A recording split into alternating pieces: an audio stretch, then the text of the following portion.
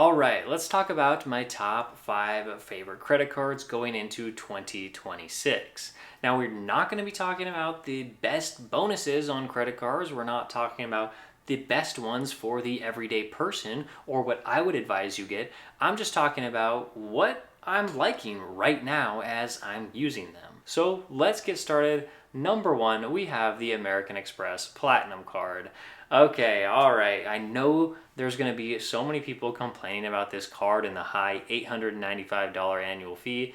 Like, it totally makes sense. This card is not going to be for most people, but I like to travel quite a bit. I like the airport lounge access it gives me. I like all the ridiculous credits that's on it. I know that a lot of people don't like those credits, but I currently have the card as the $695 annual fee version. I just paid that annual fee a few months ago, and I'm set for almost the next 12 months of getting all of these brand new credits from that refresh. I get the Resi credit, I get the updated digital entertainment credit, I get the updated hotel credit with the fine hotels and resorts. I get all of that for just paying $695. Now, of course, when I do have to pay $895, will this card still be one of my favorites in my wallet?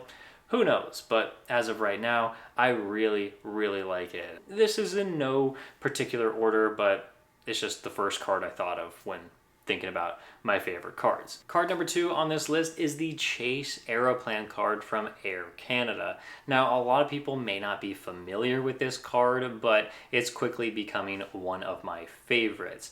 There's that 10% transfer bonus that you're always going to have when you have this card, and specifically it's going to be for transfers from Chase over to Air Canada. This is especially nice when you see that Chase is running a transfer bonus over to Air Canada that is completely separate from this credit card. So sometimes you'll see a 20% transfer bonus. This stacks with the 10% transfer bonus that you get by holding the Aeroplan card, then you just get way more value that way. I mean, if you look at the transfer partner guide that I personally created, you can see how all the different banks transfer to the airline and hotel partners. You'll see that a lot of different banks partner with Air Canada, but those ones haven't had any good transfer bonuses that I've seen lately, but Chase usually has them about twice a year. So if you have a 20% transfer bonus plus 10%, it's a 30% bonus right there. You get more value for your points, and then you can also pay yourself back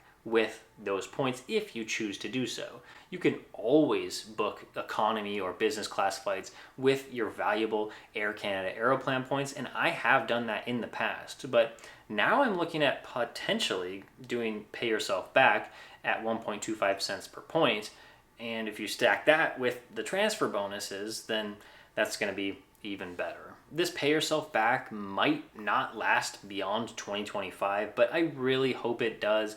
Everybody seems to think that Chase will probably extend that to 2026 and beyond, but who really knows? Again, I'm not giving you advice to get this card. I'm just telling you my favorites. And really quickly, there's also preferred pricing when you have the Aeroplan card. Now, I'm not going to go into huge detail about this, but I was able to save a few thousand miles when I recently booked an Air Canada flight over to Montreal. I checked my Air Canada app, and I also checked my wife's Air Canada app, and she doesn't have the Aeroplan card and I do, and I was able to see, oh, I'm actually paying a fewer amount of points to make this booking than she did. So it definitely worked out in my favor, and saving a few thousand miles saves me a couple bucks. So that's cool. You're definitely going to find out throughout this favorite cards list that, yes, I am very heavy on the travel cards. Travel cards are just so much more fun than cashback, and so that's why they are some of my favorites. Another one of my favorites when I'm traveling is the level 8 suitcase that I have right here. This is the Hegant carry-on. I also have a Voyager checked bag, and you can check out the link in my description for level 8. I want you to go, if you've been looking for a good suitcase, a durable one, a really powerful one that you can use for many trips, whether it's carry-on or it's a checked bag. I would really consider a level 8 because I'm just been having the best time using their suitcases. And if you want to get one, I'd consider going right now. If you're watching this video the day it's posted, there's the Black Friday sale that's still going on, so make sure to get your luggage now. And if you're not watching this during the Black Friday sale, okay, you can always use my discount code JacobandJenny10. It's going to be linked in the description. Just click on that and you'll be able to get a discount on your level 8 luggage. Card number 3 in this video is the Chase United cards. I'll just kind of list them all together because they're relatively similar, offering the same kind of credits, but specifically I do have the United Business card. And it's great if you have the credit card or you have elite status, because sometimes flights can be considerably less when you're booking with miles. I might have to go more into detail about that topic in another video, but it's nice to hold a United card. Then there's the various credits that come with these United cards. Specifically on the United Business card, I have been using the rideshare credit because it gives $8 back every month. It's not a lot, but I do like it. There's also the hotel credit where you get $50 off your first and your second booking when you go through United Hotels travel portal. I haven't done that yet, but it is something in the back of my mind that maybe I should do that when booking a hotel. Then there's the Instacart $10 monthly credit that I have been using to get various items through the grocery and retail stores on Instacart.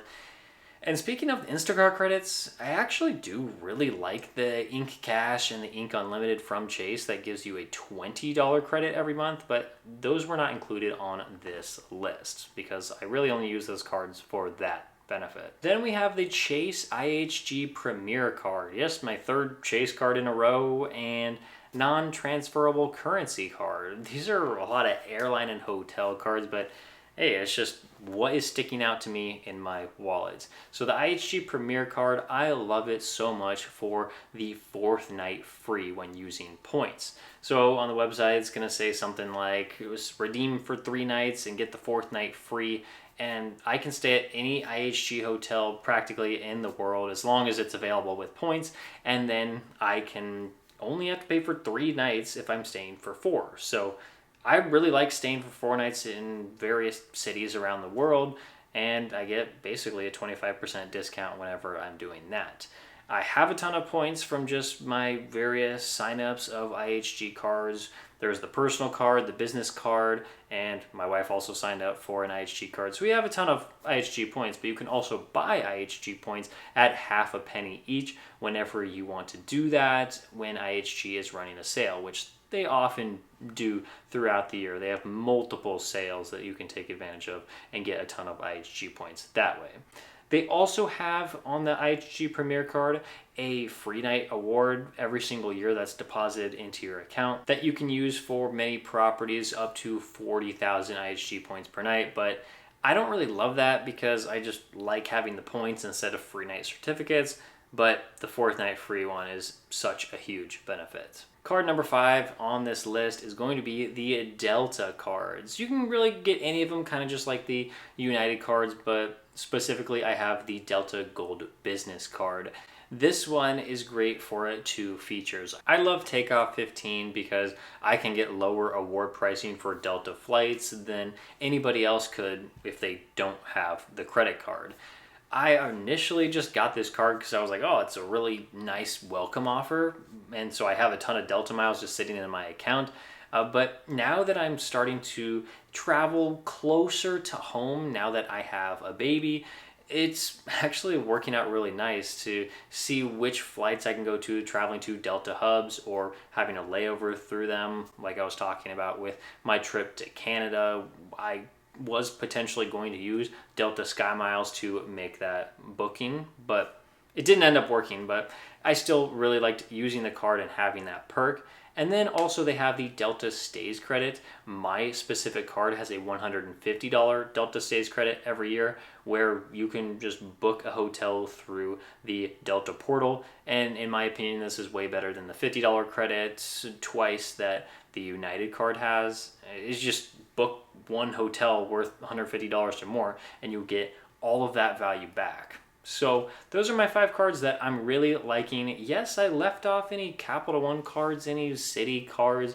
I like those ones for sure, but those just aren't really my favorites. So I guess if you want to check out any of these cards I mentioned in this video, I have referral links to some of them, but that didn't impact if they were my favorite or not. And I do have that transfer partner cheat sheet down in the description where you can look at how all the banks transfer to all the different airline and hotel partners. So thanks so much for watching. I'll see you in the next one.